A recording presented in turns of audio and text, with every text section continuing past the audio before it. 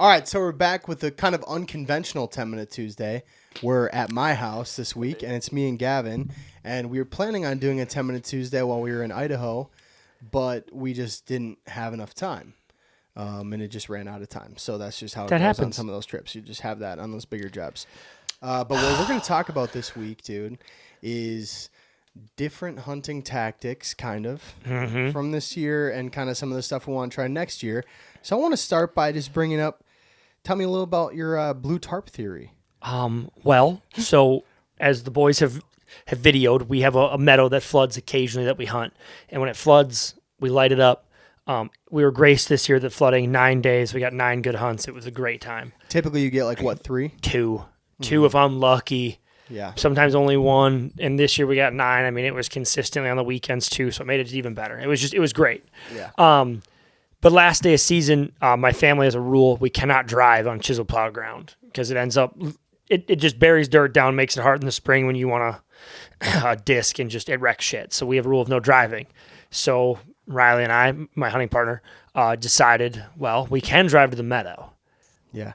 But there's nothing around. So there's nothing in the meadow. There's only shit and chisel plow. We don't want to walk 500 yards. We're like, I had read in an old fur fishing game magazine that guys would put out black or blue tarps, or some clear poly works too, I guess. I found that out later. Okay. And I've always wanted to try it. Yeah. But I was like, nah, we always had birds the last weekend or something we could do. And I looked at Riley, I was like, Riley, let's go buy 2 20 by 40 tarps.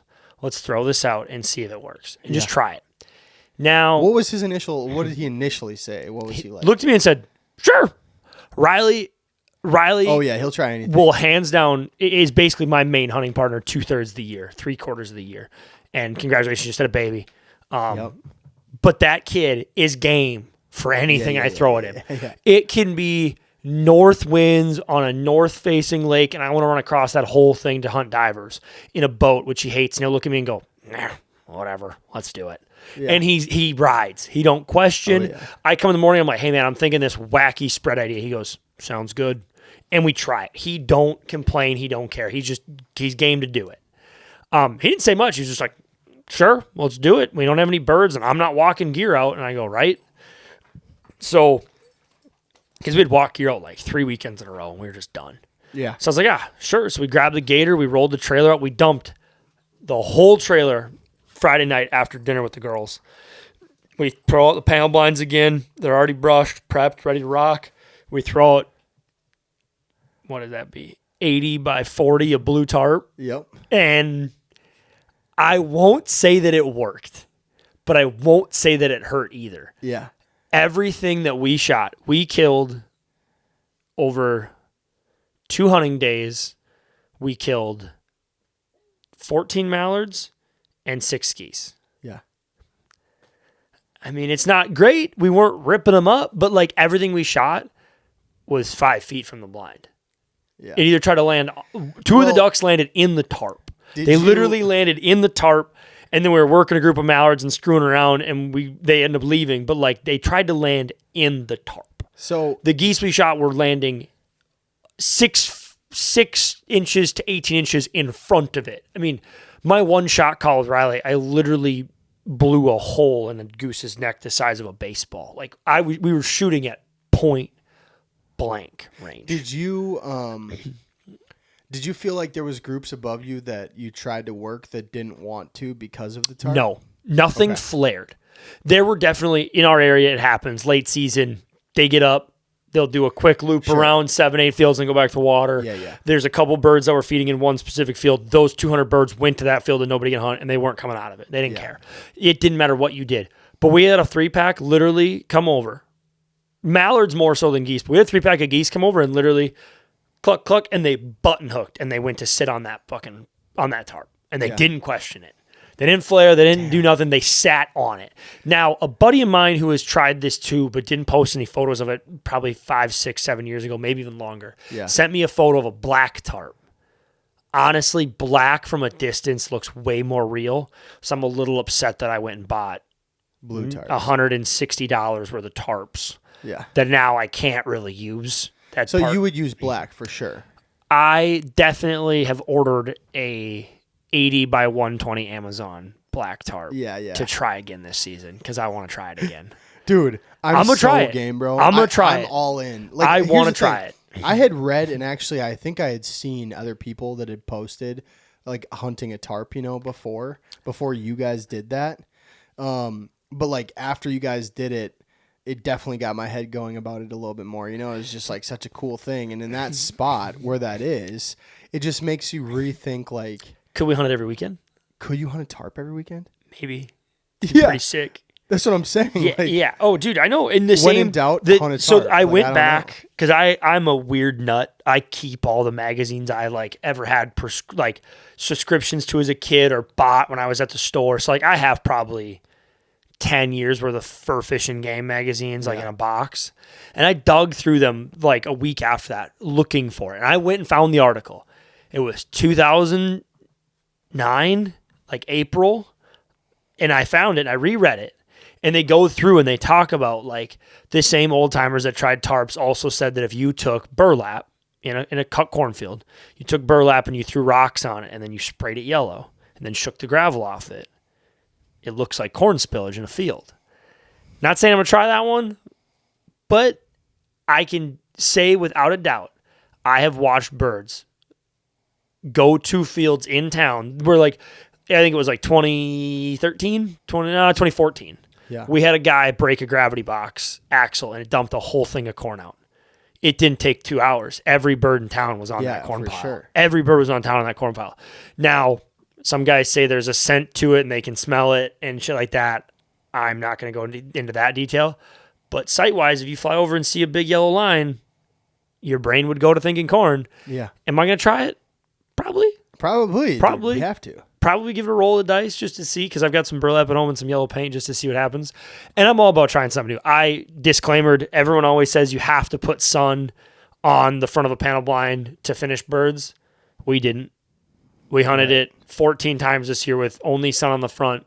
I did 14 hunts out of panel blinds in the middle of fields or the middle of the meadow, and I only put sun on it like 3 times. Yeah. Otherwise, the sun was never on the direct front. It was always behind it. It was always off to the side. And we lit them up out of it every time. Every time I wanted to hunt a panel blind in the middle of the field, we lit it up. Yeah. So, like, I got no complaints. I do need to order the tops. The tops are a necessity. Too many dudes looking around and looking Here's the out. thing, man. Yeah, like the tops on it are like they're so nice to have, but damn, they're such a pain in the ass. Dude, I know. The only thing I thought about, because mine are already brushed with the cane grass from Nebraska, my thought was, because I was supposed to go back down there this year and I didn't end up making it. We didn't make it work with the boat. But taking that cane grass off and just putting it on the tarps. Yeah. So the tarps, if you sit them far enough wide where you wouldn't actually have to throw the tarp, but the tarp gives you enough height to where that cane grass gives you a ceiling. Yeah. To where they can't look down and in. You keep the front open, but you've given yourself enough of a ceiling and enough depth where they can't look in it the way they did. Because there were definitely, like the meadow you hunted with me the one day, we were using willows and trees over the top, and there were birds that you would literally watch fly over at 20 yards and look in. Oh, yeah, bad. Which, we'll save that for another podcast of Joey's shot call that day. We're going to save that. Yeah, you're going to hang on to that one. That hurt me. Yeah. That hurt my soul. Yeah. But no, I got to get a set of tops. I think I'm going to pick up another set of panel blinds. I want 4. I only have 2. Yeah. But we'll see. But no, I'm going to try some new stuff. I'm getting into diver hunting more too, so there's some techniques there and shit I want to try. Yep. Some weird shit that I have not personally done. So yeah, probably standard to most guys. Let me ask you this. Decoy spread wise, where are you at? Ooh.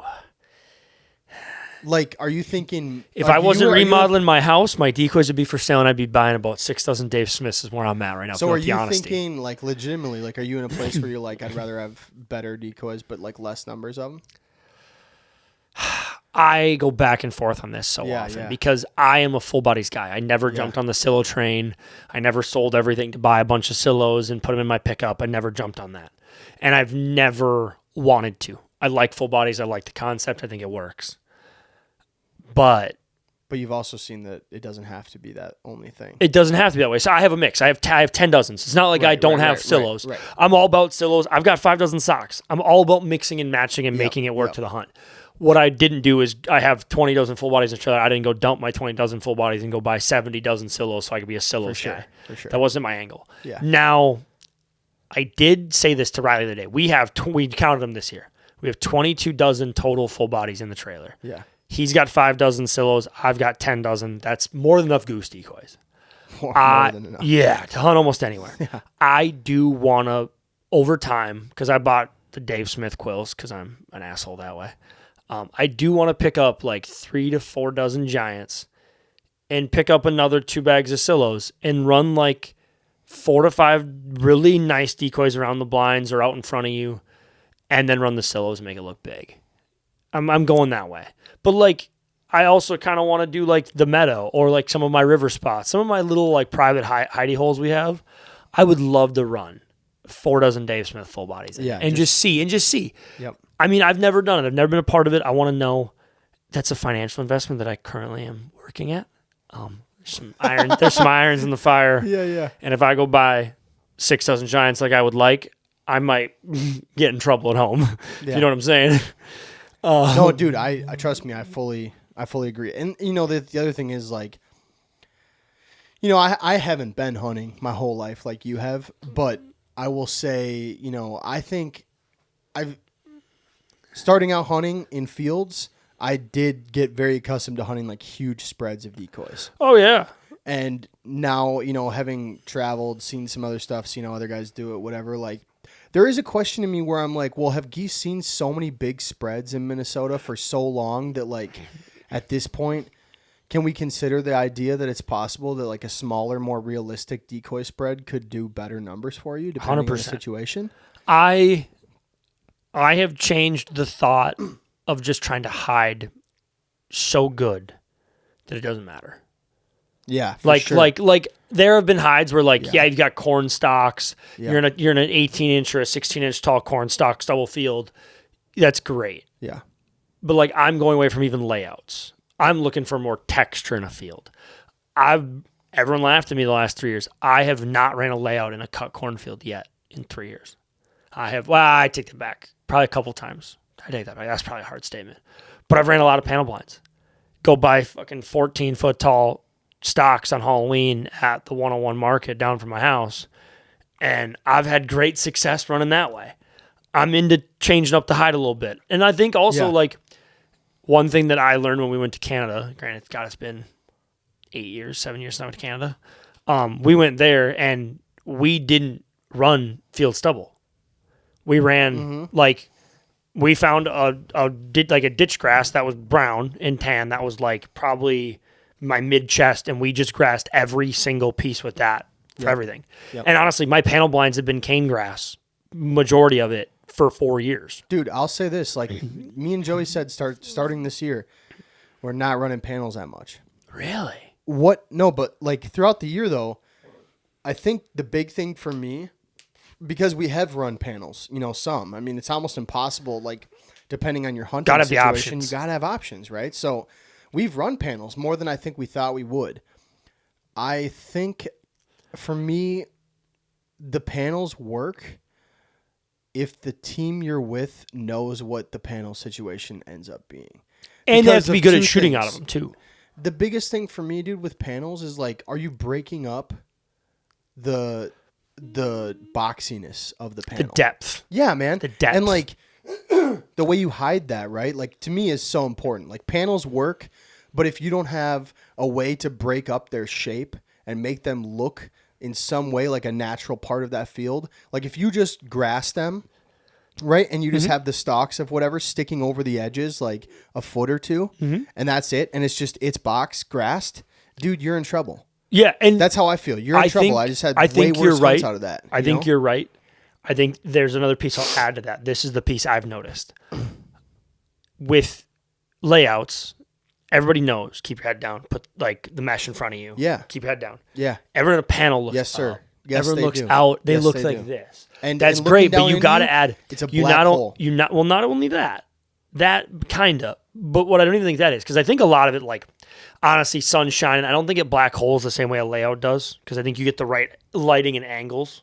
I think personally, from what I've seen, just from myself and what I've seen from like a drone footage overshot, I think the bigger thing is to hide a panel, you need height and you need depth.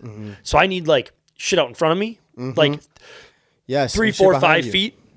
Shit behind me, 3, 4, 5 feet. Yeah. like we use willow trees a ton. Willows Yeah. are big. But the one thing I will say, like at the end of the last day of the meadow hunt, which was the best hunt we had out of it all year, we didn't have any depth, but I had the height. I only had the depth of like 2 feet, but I had 6 foot above it. I had stuff doing this, and then it filtered down, and then there was a gap. But that gap is here. Well, if I'm only looking from like here up, my gap doesn't matter. for But sure. down is gone. Yeah. So like it gives that height to where they're like, oh, like there's just treetops, and then they cut back. We were decoying flocks you were with 50, 40 mallards to a crack. I mean, the one shot we rained out 11 or 12, 12, yeah. at like 5 yards. Yeah, 20 feet, 30 feet. Yeah, like tight. Yeah. Off of an area that we've never tried a panel. We've never put a panel there and tried it. Well, I've done it once, but the opposite way with a different angle and in a different plan. It was a cornfield, so I put it in the corn. I've never put it in a cut bean field next to the fucking grass and been like, we ain't near nothing, but we're going to roll the dice. Yeah. And it worked. Yeah, man, I think it's just about how you break up the blinds. If you, That height and depth is the huge. height and depth, and like I think a big proponent of it, like grabbing the stalks of either grasses or trees, and then planting them in the ground around you, or like getting them to something stay. with some up. Yeah, man, Yep. you need some more shit to break it up a little bit, right? You need to make it look like it's not just a box of panels. Yeah, which like, and don't get me wrong, there are some times where like I've hunted the field edge at the farm where it's 5 foot by 7 foot grass, and you just cut out a swath and put that panel back in, but they're comfortable with that. Yeah. I found a lot more success doing what we did, but like I like panels more and more. Yeah. The longer I do it. depends The how only you use problem is you have the right crew because you got to watch out ringing ears and all that. Safety with the dog, shit like that. Yep.